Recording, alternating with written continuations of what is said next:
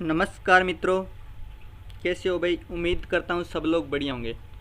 तो एक बार पुनः आपके अपने YouTube चैनल पर आपका स्वागत है, अभिनंदन है। तो चलिए आज अपने शुरुआत करने जा रहे हैं पीटेट एंड प्री BSTC के लिए जो टीचिंग एप्टीट्यूड होता है, यानी शिक्षण अभिरुचि का जो टेस्ट होता है वो, और उसके कुछ MCQs करेंगे। तो अपने पिछले 4 पार्ट तक 60 क्वेश्चन यानी 60 क्वेश्चन कर लिए थे और अब अपने पढ़ने जा रहे हैं पार्ट नंबर 5। तो चलिए शुरुआत करते हैं। और अगर आप अभी पहली बार जुड़ रहे हैं इस चैनल पर तो अपने इस चैनल को सब्सक्राइब कर लीजिए ताकि आपको यहाँ पर आने वाले हर वीडियो का नोटिफिकेशन सबसे पहले प्राप्त हो जाए, क्योंकि यहाँ पर आपको हर आने वाले कंपटीशन एग्ज़ाम के लिए प्रिपरेशन करवाई जाएगी। तो चलिए शुरुआत करते हैं। आज का पहला क्वेश्चन आपके सामने है, बच्चों का प्रथम अध्यापक कौन होता है।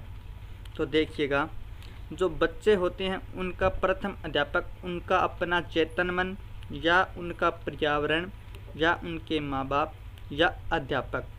तो जो बच्चों को प्राथमिक रूप से शिक्षा देता है वो होते हैं उनके माँ बाप। तो इनमें अपना जो ऑप्शन आएगा, सही आंसर आएगा, वो आ जाएगा उनके माँ बाप। तो ये हो गया सी नंबर ऑप्शन सही। चलिए बढ़ते हैं आगे नेक्स्ट 62 नंबर क्वेश्चन की ओर। शिक्षण का कार्य हर व्यक्ति कर सकता है या हर व्यक्ति के वश का नहीं। पढ़ा लिखा व्यक्ति कर सकता है, बहुत से शिक्षक भी नहीं कर पाते। कौन सा ऑप्शन सही होगा देखिएगा, हर व्यक्ति के वश का नहीं। शिक्षण का कार्य हर व्यक्ति कर सकता है, पढ़ा लिखा व्यक्ति। देखिएगा, शिक्षण का जो कार्य है वो हर व्यक्ति कर सकता है।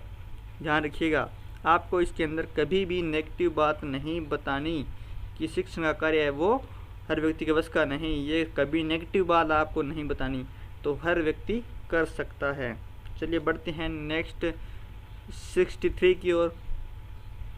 सीखने का मुख्य तत्व है सीखने की इच्छा, या अनुकूल परिवेश, या प्रेरणा, या ये सभी। तो सीखने का जो मुख्य तत्व है वो ये सभी तत्व है, यानी सीखने की इच्छा भी होनी चाहिए, अनुकूल परिवेश भी होना चाहिए, प्रेरणा भी होनी चाहिए। उसके बाद में आता है ये सभी। ऑप्शन करेक्ट है। बढ़ते हैं नेक्स्ट 64 की ओर। अच्छे शिक्षक को किसका ज्ञान होना चाहिए। शिक्षा मनोविज्ञान, बाल मनोविज्ञान, व्यवहारिक मनोविज्ञान। तो जो अच्छा शिक्षक होगा उसको इन सभी मनोविज्ञान का ज्ञान होना चाहिए, तभी वो एक अच्छा शिक्षक हो पाएगा या बन पाएगा। कह सकते हैं जैसे अगर शिक्षा मनोविज्ञान का ज्ञान नहीं होगा तो वो बच्चों को पढ़ाएगा कैसे, यानी उसको शिक्षा देने के तरीके का नहीं पता होगा, तो वो भी ज़रूरी है।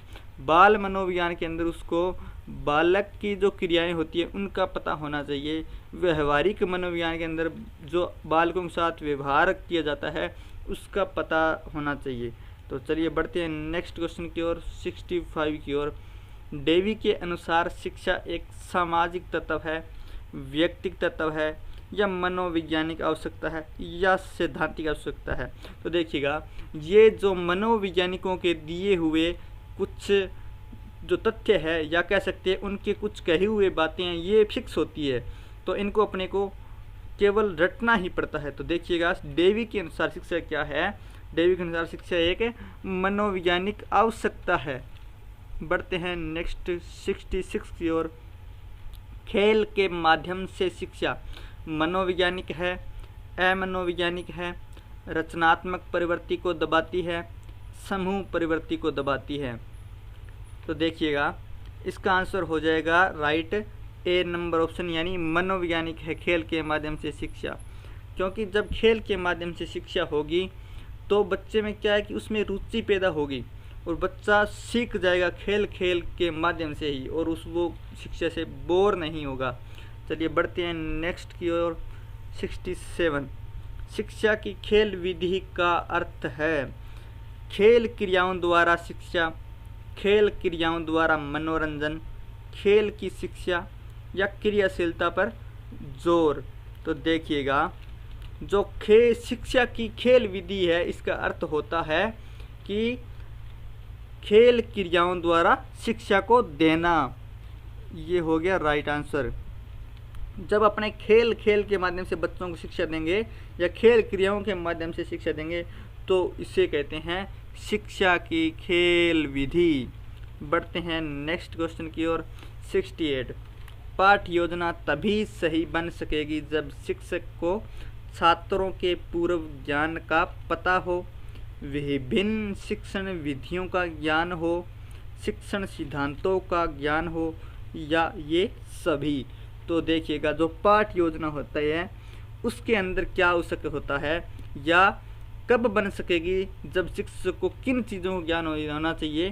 तो देखिएगा ये सभी बातें यानी छात्रों के पूर्व ज्ञान का पता होने के बाद जब टीचर कक्षा के अंदर पढ़ाने जाता है तब वो जाते ही यह पता करता है कि बच्चों का पूर्व ज्ञान कैसा है, यानी उसको किस नॉलेज तक, किस स्तर तक पता है।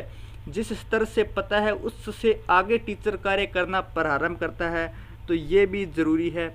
उसके बाद में देखिएगा विभिन्न शिक्षण विधियों का भी ज्ञान होना चाहिए, यानी वो किस विधि से बच्चों को बढ़िया तरीके से, प्रभावशाली तरीके से पढ़ा पाएगा, ये भी उसको ज्ञान होना चाहिए। और शिक्षण के कुछ सिद्धांत होते हैं, उन सिद्धांतों का भी ज्ञान होना चाहिए। तो ये सभी ऑप्शन यानी D number option is the right option है। बढ़ते हैं नेक्स्ट क्वेश्चन की ओर। तो नेक्स्ट क्वेश्चन जो है अपना 69 नंबर, अभ्यास से क्या होता है?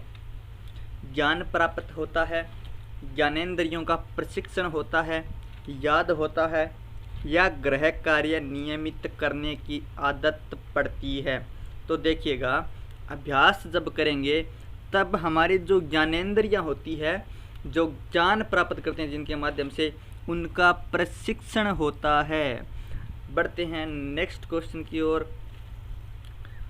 छात्रों के आवेगों का दमन करने से संभवतः तो क्या होगा? वे अनुशासन मानने लगते हैं, या उनमें विद्रोह भावना पनपने लगती है, या उनकी सृजनात्मक शक्ति जो होती है वो कुंठित हो जाती है। तो देखिएगा ये जो दो घटनाएं हैं, यानी उनमें विद्रोह की भावना और उनकी सृजनात्मक शक्ति कुंठित हो जाती है, ये दोनों ऑप्शन राइट ऑप्शन है, यानी बी और सी इज द करेक्ट आंसर। छात्रों के आवेगों का अगर अपने दमन करेंगे तो छात्रों के मन में कभी न कभी जरूर विद्रोह की भावना पनपेगी और उनकी जो सृजनात्मक शक्ति होती है वो भी कुंठित होने लग जाती है। तो right option is the D. बढ़ते हैं नेक्स्ट 71 की ओर। शिक्षा में प्रयोजनवाद की विचारधारा का प्रवर्तक कौन था? किलपैट्रिक, या पेस्टालोजी, या विलियम जेम्स, या जॉन डीवी।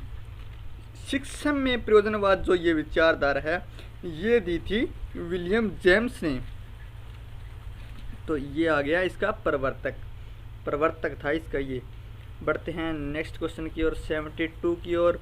शिक्षण की डाल्टन विधि आरंभ करने का श्रेय किसे है? तो शिक्षण की जो डाल्टन विधि है वो आरंभ की थी पाकहस्ट ने।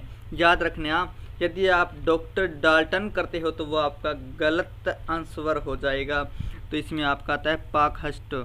चलिए बढ़ते हैं नेक्स्ट क्वेश्चन की ओर 73 की ओर। शिक्षा मनोविज्ञान का जनक किसे कहा जाता है? 73 शिक्षा मनोविज्ञान का जनक कहा जाता है हर्बर्ट को। बढ़ते हैं नेक्स्ट की ओर 74। बच्चों के लिए सबसे उत्तम शिक्षक वह है जो स्वयं बालक जैसा हो, यह कथन किसका है? तो ये जो कथन दिया था क्या कि बच्चों के लिए सबसे उत्तम शिक्षक वह है जो स्वयं बालक जैसा हो, ये कथन दिया था मैंकेन ने। इसने मैंकेन ने। तो बढ़ते हैं नेक्स्ट की ओर 75 की ओर। कक्षा में संप्रेषण की सबसे शक्तिशाली बाधा है। देखिएगा संप्रेषण मतलब जब कक्षा में टीचर कुछ ज्ञान, कुछ तथ्य संप्रेषित कर रहा हो या भेज रहा हो या बच्चों को बता रहा हो, तब सबसे शक्तिशाली बाधा क्या हो सकती है? इनमें से बाहरी हस्तक्षेप, शिक्षण सामग्री का अभाव, शिक्षा के स्तर पर भ्रांति, कक्षा में शोरगुल।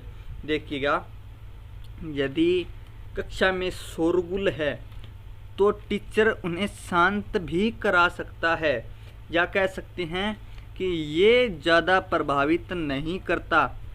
लेकिन उसके बाद में देखिएगा, शिक्षक के स्तर पर भ्रांति, यानी यदि शिक्षक का स्तर वो नहीं है जो कि क्लास का स्तर है, यानी कि जैसे मान लीजिए 12th क्लास है और टीचर अगर प्राइमरी का है, 5वीं तक क्लास तक पढ़ाने वाला है, तो वो 12th क्लास को वो शिक्षा नहीं दे पाएगा जो कि उसे दी जानी चाहिए।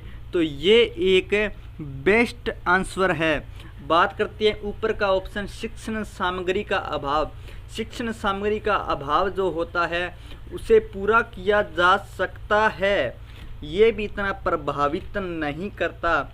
नेक्स्ट ऑप्शन देखिए, भारी हस्तक्षेप। भारी हस्तक्षेप भी प्रभावित नहीं करता इतना ज़्यादा, क्योंकि भारी हस्तक्षेप को भी अपने रोक सकते हैं। लेकिन ये जो ऑप्शन है सी नंबर ऑप्शन, इसे अपने कम करने के लिए शिक्षक चेंज करना पड़ता है, यानी कह सकते हैं उस लेवल का शिक्षक अपने को चाहिए। तो अपना आंसर हो गया सी नंबर ऑप्शन। तो आज के लिए अपने करेंगे इतने ही, बाकी करेंगे नेक्स्ट क्लास में। अगर आपको वीडियो पसंद आए तो लाइक कर दीजिए, शेयर कर दीजिए और चैनल को सब्सक्राइब कर लीजिए। और अगर आप फेसबुक पर देख रहे हैं, फेसबुक पेज पर देख रहे हैं, तो पेज को अभी लाइक कर दीजिए ताकि आपको हर आने वाले वीडियो का नोटिफिकेशन सबसे पहले प्राप्त हो जाएगा। तो आज के लिए मुझे इजाज़त दीजिए। थैंक यू, धन्यवाद।